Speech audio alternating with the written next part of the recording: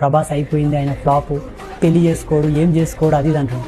పెళ్లి చేసుకోవడానికి ఆయనకి ఇప్పుడు ఏమమ్మా, తను అనుకుంటే రేపే పెళ్లి అవుతుంది.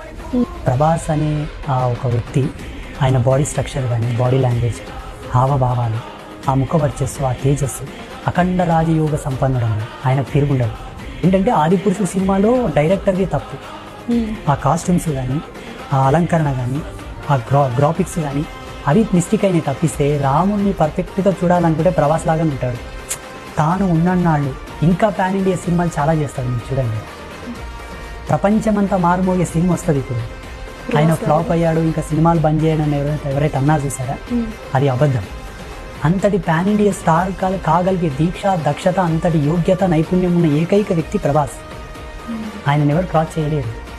కొంతమంది హీరోలకు ఆస్కార్ అవార్డు వచ్చింది, అది కానీ జనాల్లో ఒక రాజసమైన తత్వాన్ని చూడాలనుకుంటే ప్రభాస్.